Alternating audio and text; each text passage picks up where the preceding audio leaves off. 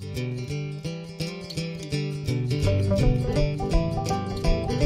the Kitty Gang Show on Cigar Nation TV. It's the Kitty Gang Show on Cigar Nation TV. And we're coming to you live from CB Getty.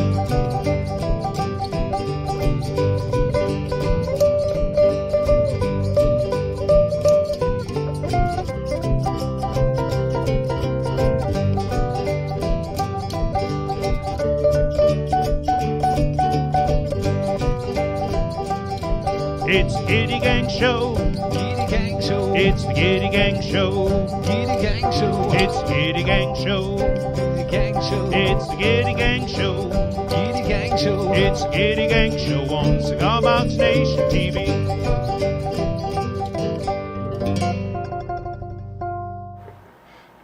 Hi, Jays. Happy Friday to you, everybody out there in Cigar Box Nation land. Kitty Gang Show back at you for show number 148. We're glad to be here. I was just telling the guys, last week's show was a thing. I rewatched that show twice over the weekend last weekend just because having Scott and Betsy here, I want to thank them again for making the trek up here. And we gotta, Scott usually tunes in, we gotta schedule the next one. We gotta have them back, make some more good music. I know you all enjoyed it. I know we enjoyed it. So good times. Just a reminder that there's a banjo building contest going on. I've been seeing some awesome submissions. Sue Messias out there recreating an ancient Egyptian turtle shell banjo.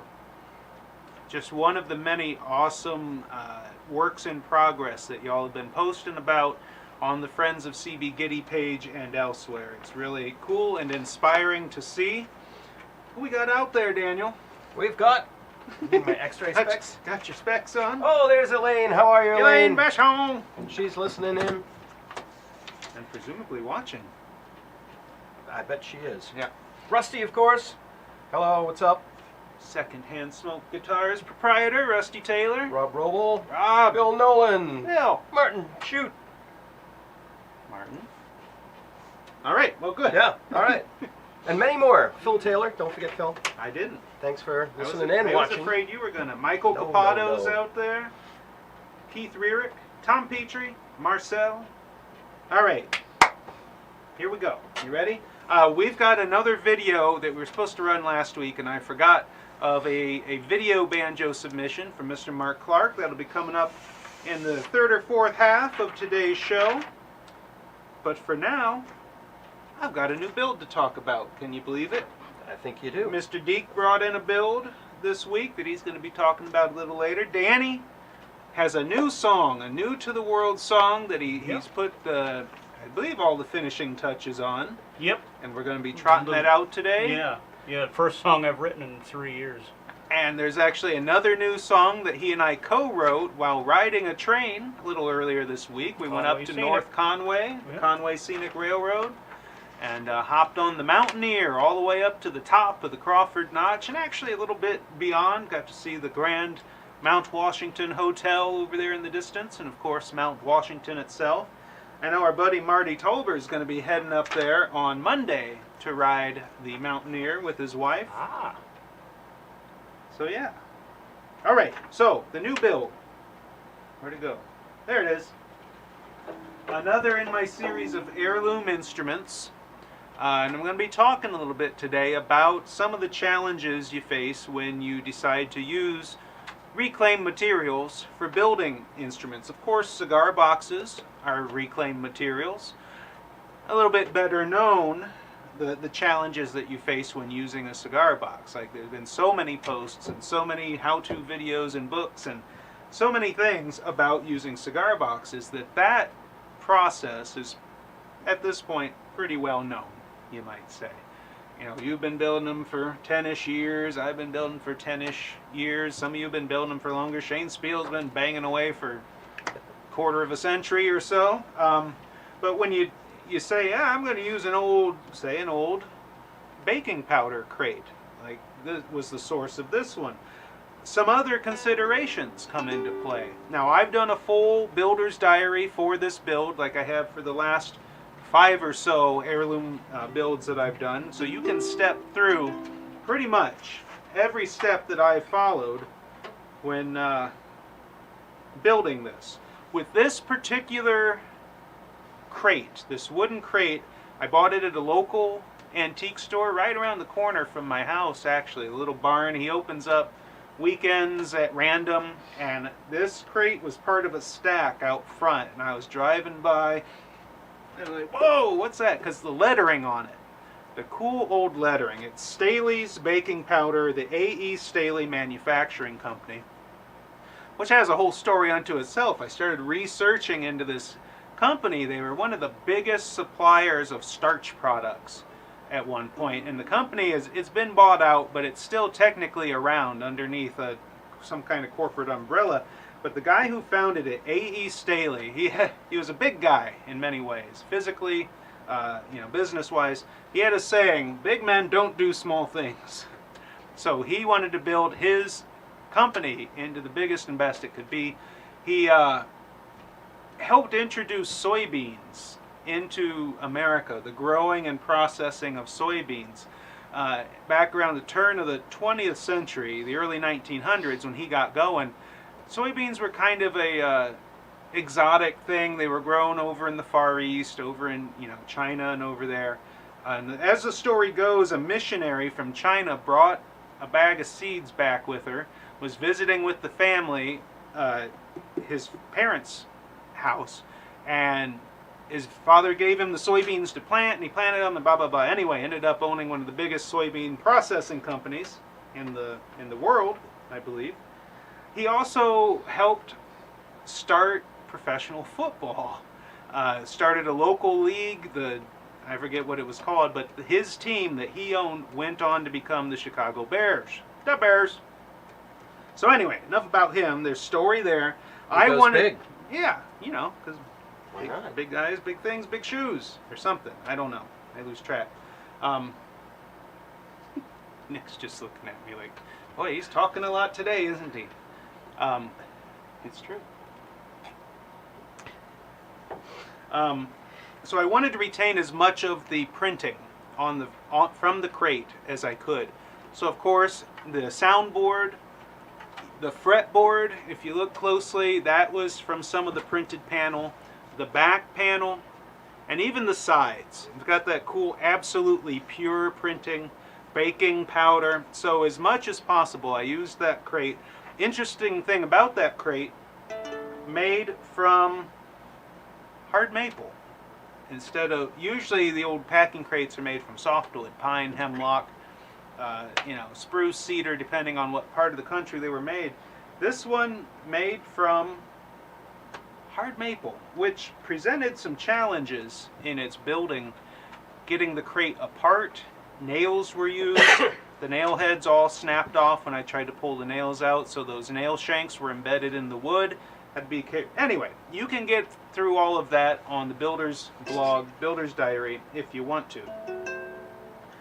And like I say, a little bit later, you can't see it next to me here, I've got something I'm going to be talking about a little bit. The challenges one faces when using stuff like this. A little bit more of it. I see Kirk, Otto, just had another. What? I hope you're doing all right there, buddy. Hope everyone's doing okay out there. See Ted Bernard tuned in. Jimbo Burt. Jim Burt sent me a RC Cola crate a little while back. He had posted a picture. He bought 2 or 3 of them at a yard sale for a few bucks each.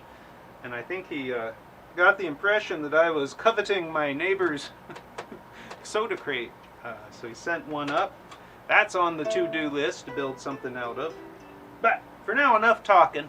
I want to play a little bit on this here new build. I call it the Baker's Friend. Of course, my last name is Baker, and it was baking powder used by people who bake the things. Thank you.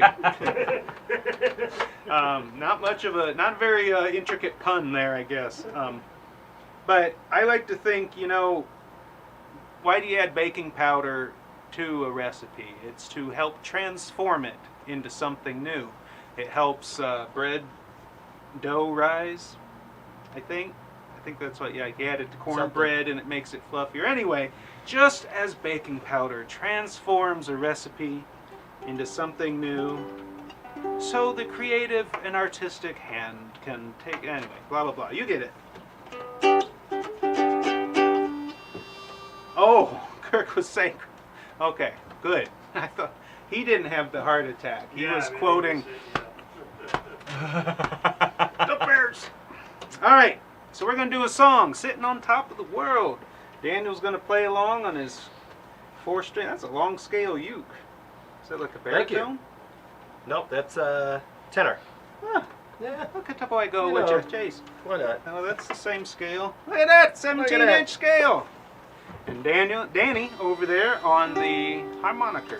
So this is Sitting on Top of the World. Kind of in the style of Doc Watson. Not quite as much fancy picking. Key of G. 'Twas in the spring, one sunny day, when my sweetheart left me. Lord, she went away.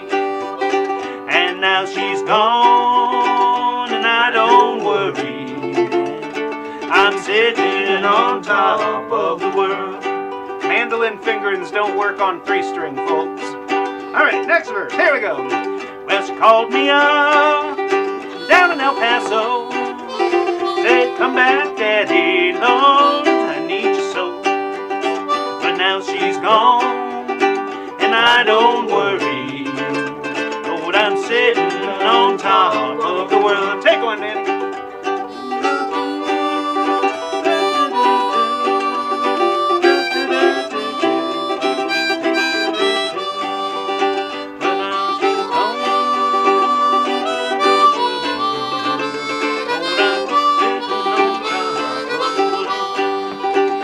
Don't like my peaches, don't shake my tree.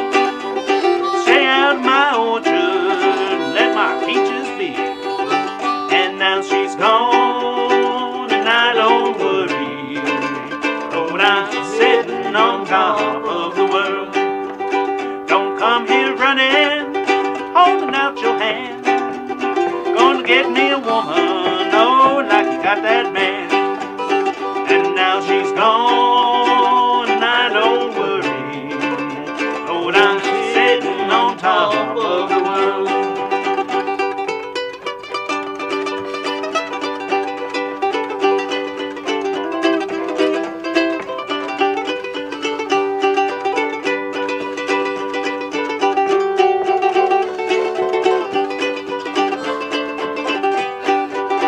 Was in the spring, one sunny day, when my sweetheart left me, Lord, she went away. And now she's gone, and I don't worry. Lord, I'm sitting on top of the world. One more, Dan, come on now.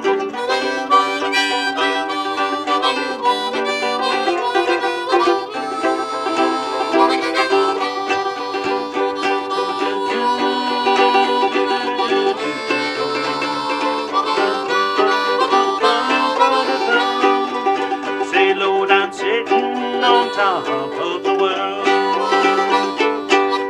Woo. All right. All right. Good picking, good playing there, boy. Dick Dowd points out that Staley's was located in Decatur, Illinois. That is where they were headquartered. This crate happened to say Baltimore, Maryland, USA. So somehow it made the trek from Baltimore up here to beautiful Rochester, New Hampshire at some point. All right, so that was a song, and now we have 2 videos for you. One is a snippet from last week's show. Nick has gone through and pulled out all of the musical numbers from last week's show. This is one that Scott and Betsy did on their own, and it's an old like jazzy ragtime number, and I just fell in love with it. He was playing my mountain, he was playing the wagon wheel banjo, and she was picking the, it's around here somewhere, the steamer trunk guitar, and boy, didn't they just go to town. So here's a repeat from last week's show. 1, 2, 3.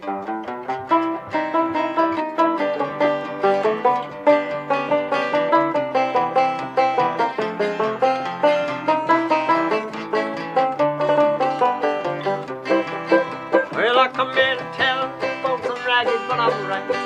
Nothing out again, and I get drunk every night. I eat a porterhouse steak 3 times a day for both. Smoother than any loafer in this world can afford. I got a big record player, keep me cool while I sleep.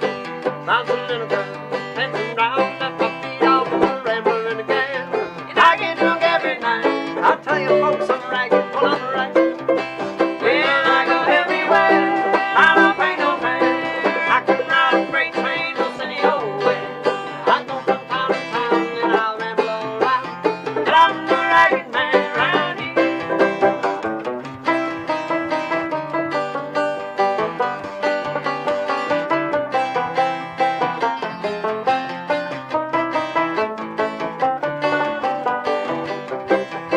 Now I come in and tell folks I'm ragged, but I'm right. I'm up and out again, and I stay out late at night. I eat a porterhouse steak 3 times a day for more. Smoother than any loafer in this world can afford. I got a big electric train, keep me cool while I sleep. Bouncing little girl, dancing round at my feet. I'm rambling again, and I get drunk every night. I tell you folks I'm ragged, but I'm right. Well, I go everywhere, I don't pay no fare. I can ride a freight train most any old way. I go from town to town and I ramble around, and I'm the ragged man around. Hey, you take it.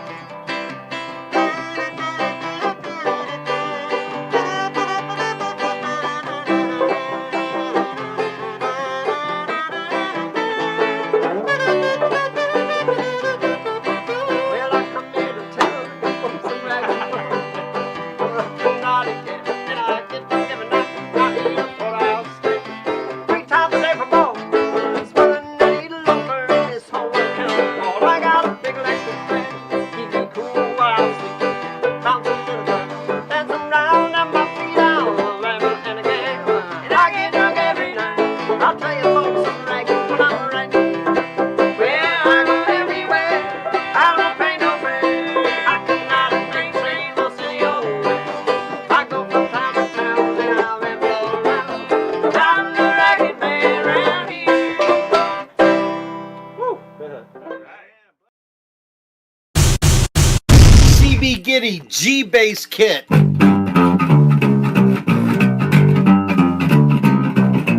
It's a 2-string bass kit. I just built this. CB Giddy provides all the parts. You just sand and assemble. Here's what it sounds like acoustic.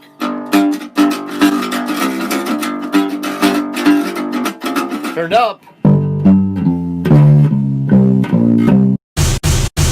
So you've got a single jazz bass split pickup to a volume knob and the jack out back. Renaissance C holes for the sound holes. It looks great. The whole kit is this birch plywood and it's got a nice maple neck. G-Bass by CB Giddy. Go to cbgiddy.com/Gbass.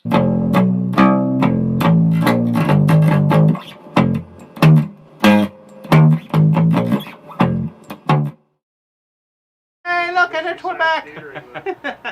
So there was a little ad that Shane Spiel put together recently for the G-Bass kit, 2-string bass, which is a pretty cool thing. I've actually been looking at the 2-string upright bass. It's right around the door here. We haven't had it on the show in quite a long time. Hadn't had any bass since Glenn left. Glenn! But anyway, think The about... bucket bass. That's true. A couple weeks ago. I never think of the gut bucket as a bass instrument. Of course it is, but I never think of it as a bass. But thinking about converting that wash tub to a 3-string, to either have it be tuned G, D, G to get that higher G on there, boom, boom, boom, boom, or a conventional bass player could tune it A, D, E, E, A, D, G. No, A, D, G. ADG or GDG, just make it a little more versatile. But anyway, Keith Rearick had asked to hear this thing plugged in. It has a disco tone, a Giddy disco tone pickup in there, volume control, and I antiqued all the metal hardware using the special chemical bath, including, actually no, the tuners came pre-antiqued from John Red Dog McNair. So I got her plugged into little mic modeling it back there with just a wee bit of reverb on it there. Alright.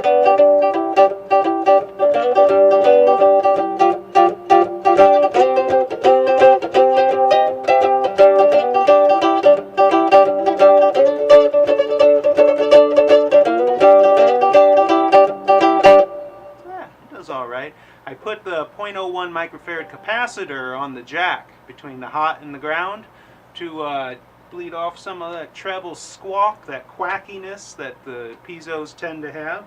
Definitely worked. Yeah, I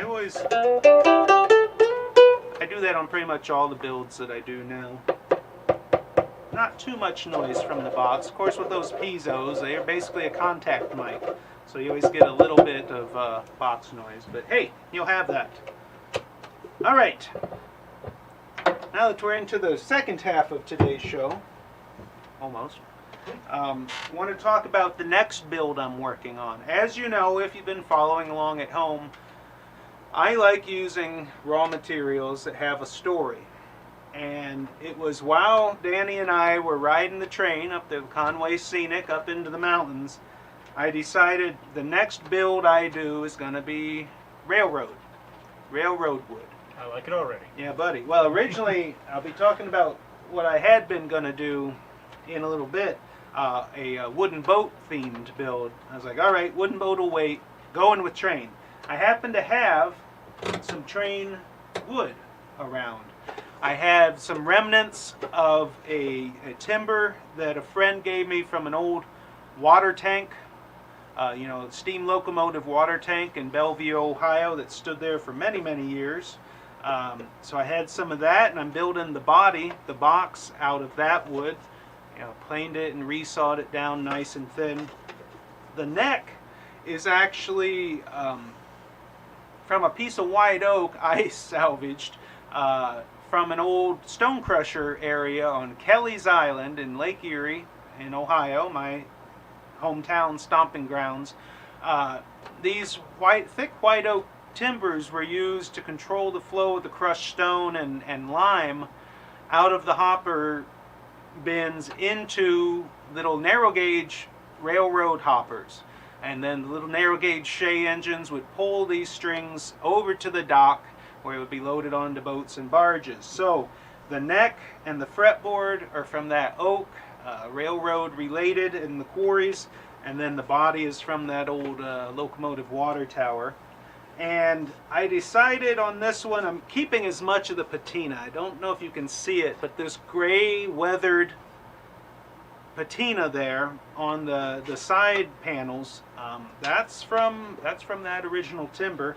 And then on what has become the soundboard, there's some of the weather, that patina as well, the gray kind of spot. I had to sand a bunch of it off to print on a scene. I'll bring it up to the camera. Sound hole. Huh? Don't forget your sound hole. My sound hole? What about it? I don't know. I just figured I'd remind you now before down the line you forgot. It's going to be right there. Okay. Hey, no trouble.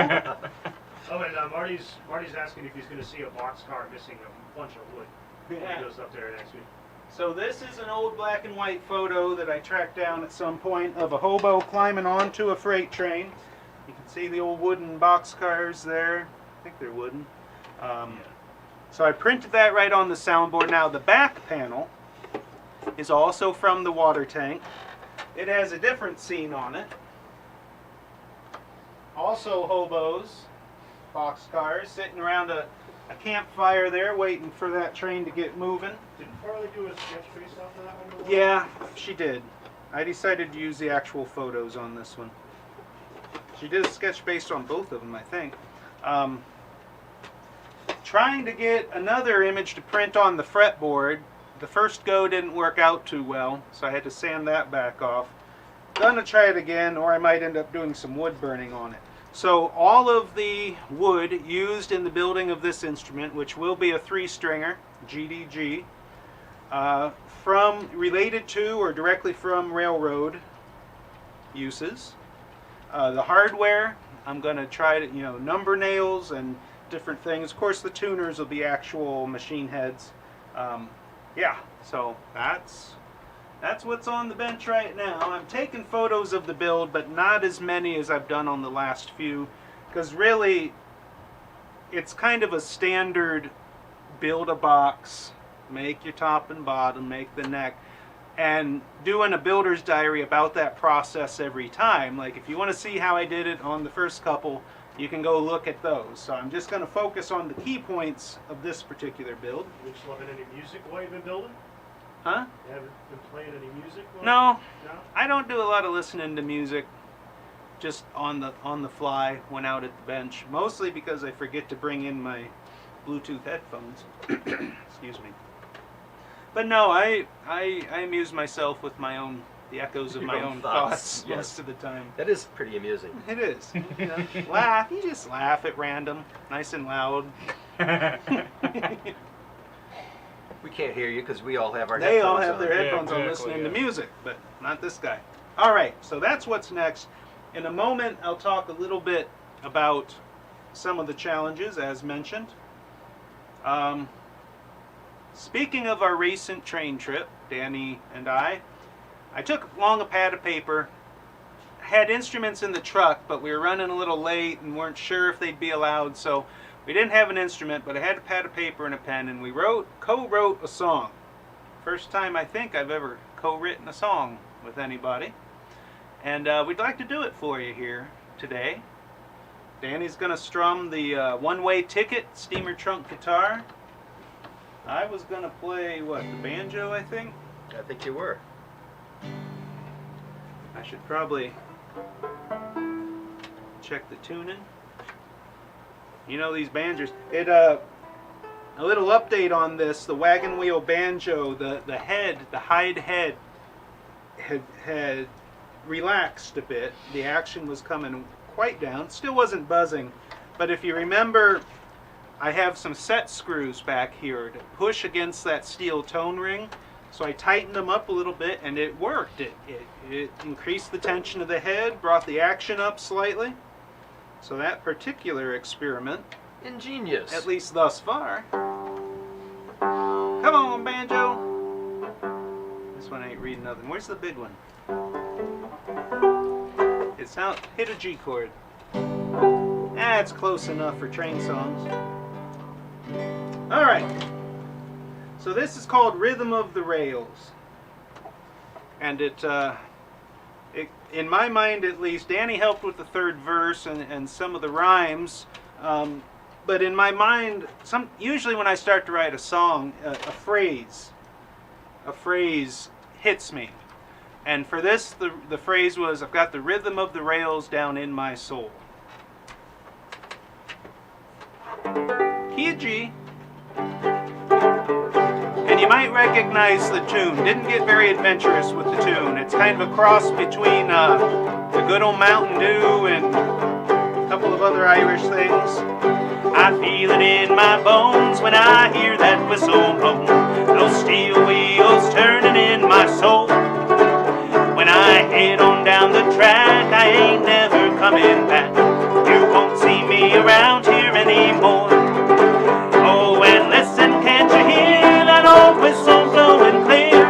Those drivers rumbling like a thunder roll. I can feel it in my bones, and it won't leave me alone. Got the rhythm of the rails down in my soul. If you're staring down the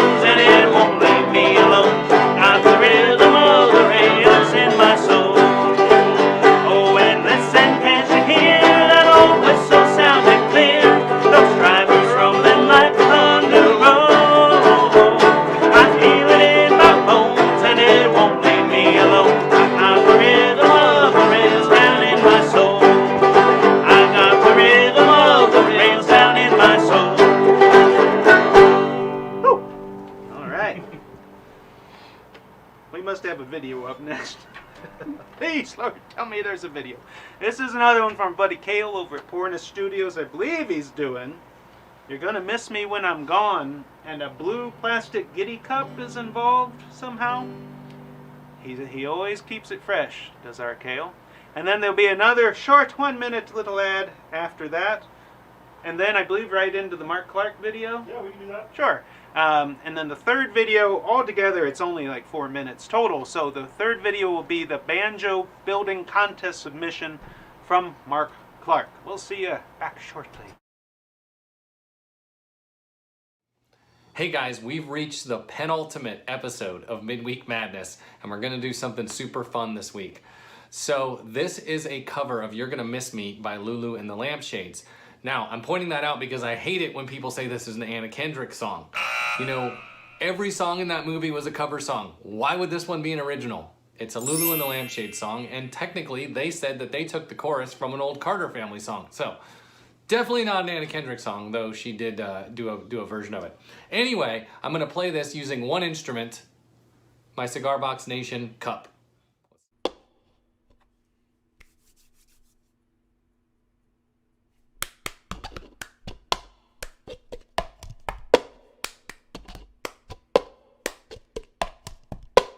I got my ticket for the long way round. Boom, boom, boom, boom. 2 bottles of whiskey for the way.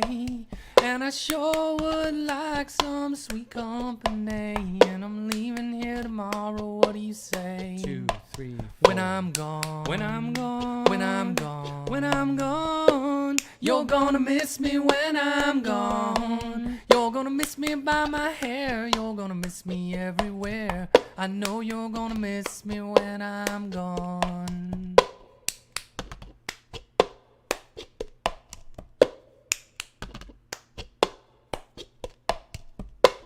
I got my ticket for the long way round. Boom, boom, boom, boom. The one with the prettiest of views. It's got mountains, it's got rivers, it's got sights that give you shivers, but it sure would be prettier with you.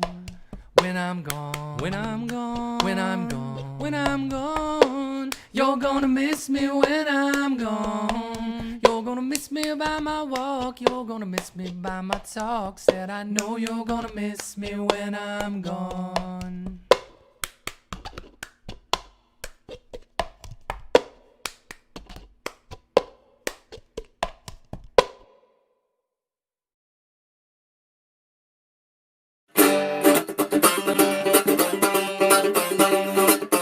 Check it out. It is the Tin Pan Alley guitar kit from cbgiddy.com, and it is a paint lid resonator guitar. I built this whole thing in a couple days. There is this metal paint can lid inside the body to give you that dobro-esque sound. But it was easy. I put it all together, glued it up. Now this thing has low action to it.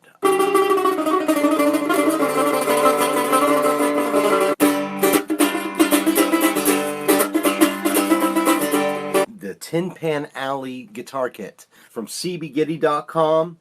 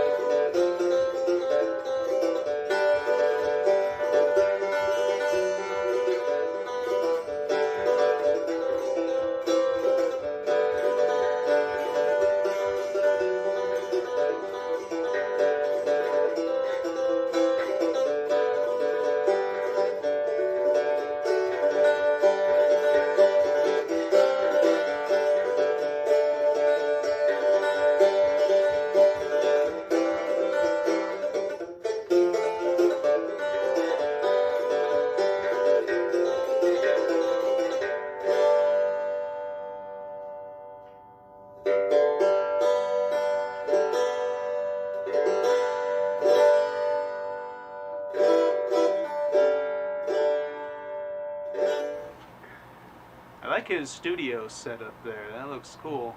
A little bit like the corner over here, but even cooler. So thank you, Mark, for sending that in. Thank you, Shane, for putting that Tin Pan Alley resonator ad together. And of course, Kale for making good use of a red CB Giddy Cigar Box Nation Stadium Cup. All right, now, some of the challenges faced by builders who choose to craft their own boxes out of stuff, usually wood. Some of what I'm about to say is possible with hand tools only, but would require an awful lot of elbow grease. So, what I'm going to do is talk about the next build after the railroad build, I think, unless I decide to do something else first, is a build that will use some kind of unlikely looking source materials. I have here a wide flat wooden panel, and I have here a big old hunka. Now, both of these items, you can see there are bolt holes through this one. Both of these pieces of wood come from my grandpa's garage, his wood shop, and he held on to them for many years.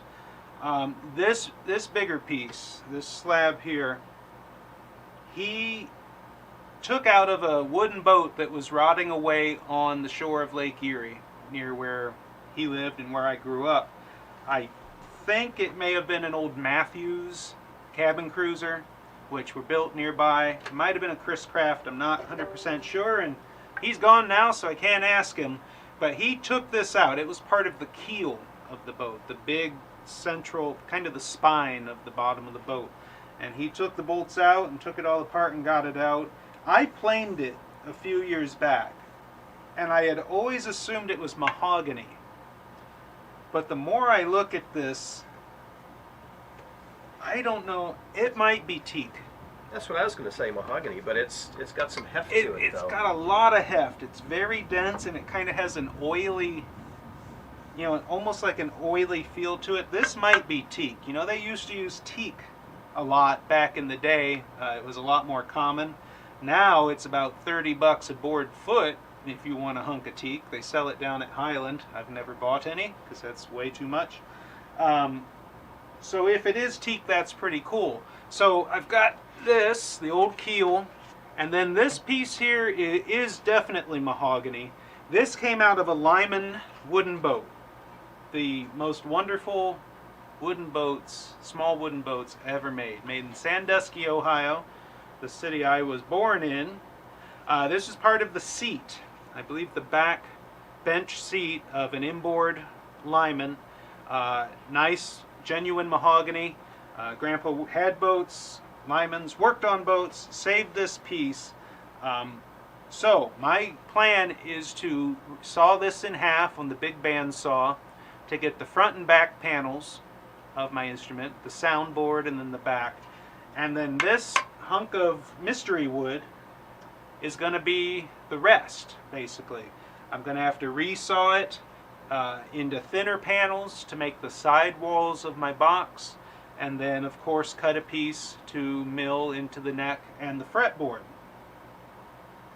So to do that, you know, resawing bigger pieces of wood into smaller and thinner pieces. If you have a table saw, you know, you can use that to, if you got a big enough blade, it'll come up far enough to trim off and skim off thinner pieces. If you have a bandsaw, the bigger the bandsaw and the wider the blade, the easier it is to get accurate resaw cuts. But of course, they had ways of doing all of this before bandsaws were really a thing, didn't they? So there are ways, but having the tools certainly help. Like if you told me I had to build my intended guitar from these two things and handed me a hand saw and a spoke shave and a hand plane and whatever the heck else, I don't even know what you would, a crank drill. Good luck sawing that in half. This is going to be a thing. I don't know if the bandsaw throat goes up high enough, so I'm going to figure out how big I want to make the box of the instrument. I'll cut this close to that width and then resaw it, so it'll actually fit through and be a little easier to manage. Because it's got a little bit of a, just a wee bit of a curve to it there. But it'll be all right, and it's going to be cool. And then how I end up decorating it, you know, of course the grain of this mahogany is going to be really nice, so I'm not going to want to paint it or anything, but some maybe would burn in the image of an old wooden boat, an old lineman or something. So the challenges you face, I mean, you've got to, when you start with a cigar box, you kind of know some things already. You know how big the body of your instrument's going to be, unless you choose to extend it, as people have. Starting from scratch, you know, there's a lot of mistakes that can be made, most of which I have made in the recent past. The order in which you do things, you know, you can't glue on the top panel until you got the neck mounted, and you can't mount the neck until the bracings. You gotta kind of plan it out. I'm not a huge plan ahead kind of guy when I build, but the more I do, the less mistakes I make, and it becomes a little more, you know, a little easier, I would say. So that's what I've got on the bench. I know a lot of you have banjos on the bench. And Deke, that came off your bench not too long ago, didn't it? So tell us about it. This is a ukulele, obviously, with a made in Havana, Cuba box. So a real Cuban Which is box. One of the first boxes I've seen. I managed to get these from a customer of mine. I was doing some work on his banjo, and he gave me a box of old cigar boxes, and turns out they're all Cuban. Nice. Unfortunately, this is one of the largest ones, so most of them are very small. I'll probably do a couple more ukes, and that's so that. Just for everyone watching, what makes it a uke?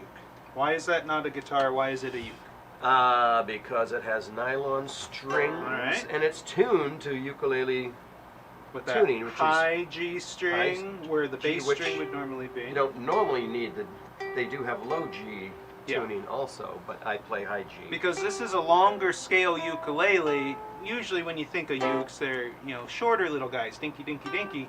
This is a tenor ukulele, 17 inches from nut to bridge. Much easier to play. You're not cramping your Yeah, fingers you're not. like a mandolin. Yeah, tell me about it. Second largest of the ukulele family, the largest being the baritone, which is often tuned Different tuning. DGBE, like Chicago tenor. So yeah, So it was a fun one. now your bridge and saddle there, you went the traditional ukulele I route. did, because it's longer. I had trouble with strings. I've done a few neck through ukes, Yeah. and the strings weren't long enough, so I had to order to new bring strings. them all the way right. down. Yeah. So I went this route with the traditional bridge, and And uke builders Works say, I know Shane Spiel tells me every time I build a uke, that using this style of bridge mounted to the soundboard gets you better volume than if you have a floating bridge with a tailpiece. I've never tested it myself, but I believe him. He's been doing things for a while, that Shane Spiel. So yeah, nice build. So So it's fun, where's yes. that one headed? this is to be sold off to whoever wants to buy it. Are you going to sell it directly, or is that going to one of your retail One outlets? of my retail outlets. That's it. Ah, Yes. wow. Yes. So they're back in business again after this whole mess, and Wow. selling guitars, and so I have to get off my butt. And, Build some guitars, eh? after building guitars at work, I get to go home and build some more. So Nice. good Well, thing I love doing it. You know, speaking of this whole mess, I'm not getting in anything political, but I just want to say, somebody needs to tell the script writers for the 2020 show that the plot's getting a little far-fetched. Somebody's going to jump a shark any day now, I'm sure of it. Anyway, thanks for bringing that in and sharing it. It's got a good sound to it. I like it. I think I clicked on it all. Yeah, nice and light. Very light. I know one song on the ukulele, and this is it. I don't know the words, just the chords. You can make them up. It's the Kitty Gang Show, 1, 2, 3. Very nice. Very good. Very good. All right. So speaking of songs and new things, our own Danny Woodman recently put the finishing touches on a new song, This is his debut. coincidentally happens to be about trains. I know you'll find that shocking. I was going to play Hobo Fiddle on this, the original Hobo Fiddle. So what's the name of this one, Dave? This is called highballing. Highballing, which of course is an old railroad term for pretty much full speed. Yep. If you got the high, well, it comes from the old signaling system when they would actually hoist colored balls up on a pole to tell the engineers whether they needed to stop, slow down, or could go. Yeah. And the high ball, I think, is this right? Yep. Okay, good. Yeah, and the last operating highball signal was right here in New Hampshire, Ah, in Whitefield, I believe. nice. Yep. And So it's- if you're highballing, boy, you're giving her everything she's got and yep. getting And- in on time, ahead of time if you Yep. can. All right. Yeah, I had this tune kicking around for about 5 years before I came up with words for it.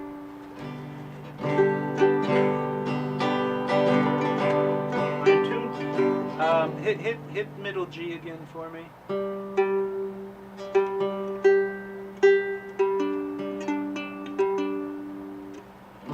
Okay, yeah. Close enough. I think we might be able to leave that down. Extended introduction. I got that one working earlier. Did you? All right. Sorry, we gotta. We've hit. They're new nylon strings, and if you Yes. know anything about nylon, I don't know what happened to the big tuner. Anyway, at least this week we didn't have the phantom buzz to start the show like we did last week when Scott and Betsy were here. That was fun, wasn't it? Well, we got through it. That's what it was. Those friction tuners are always fun on use. All right, now we're ready to roll, by God. All right. Nicholas on the move. Oh, he hit the Oh. camera. Jeez. No, we're fine. No, we're fine. Yeah, we're all. Enough of us is in there. This looked like a very short earthquake. All right, lead us off, Dan. All right, 1, 2, 3, 4.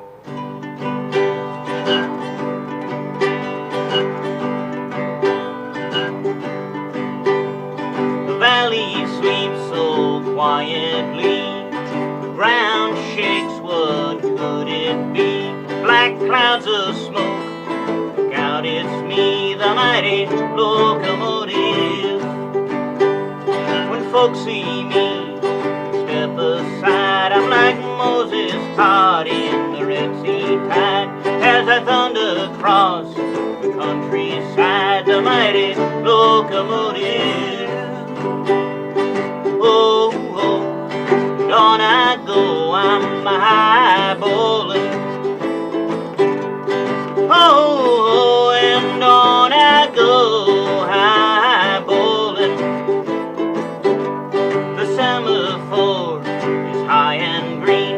My fire's burning, I'm in full steam. Hear my whistle sing and scream. I'm the mighty locomotive.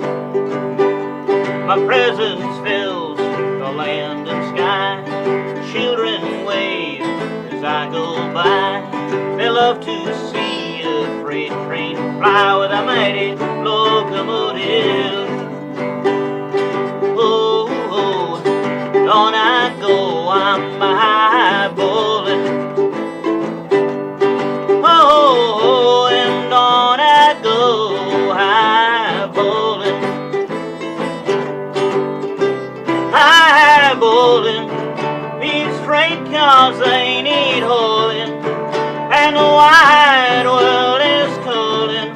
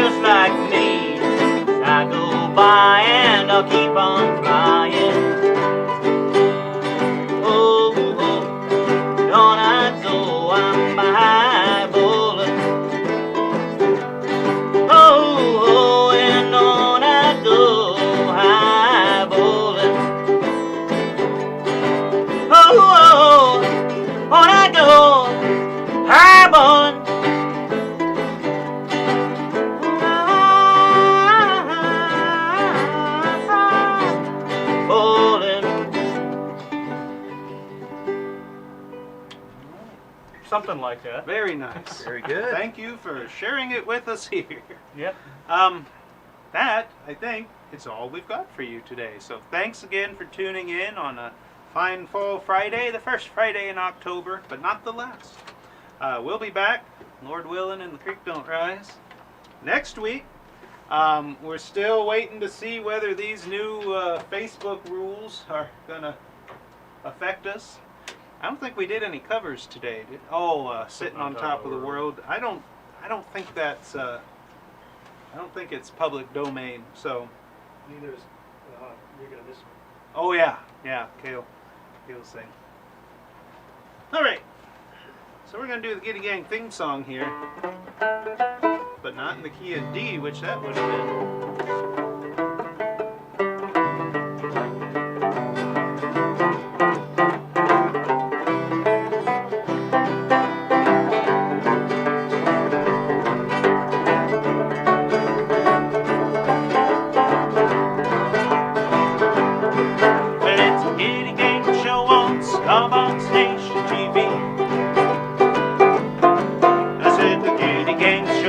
Cigar Station TV, and we came to your live from Cigar. Well, we come to you live every Friday afternoon at 3. At 3, yeah, well, we come to you live every Friday afternoon at 3. And if we don't see you, how sad we will be. Trying to harmonize with you.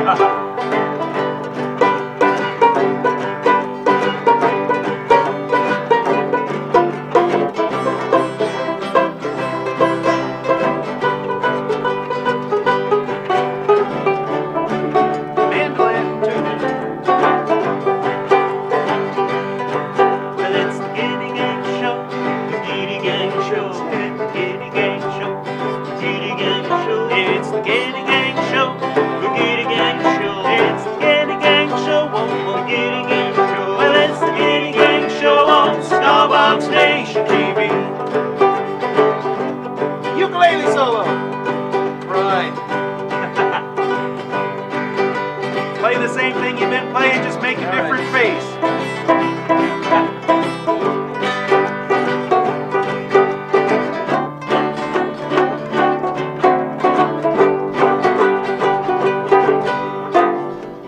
All right, let's see you again soon, folks.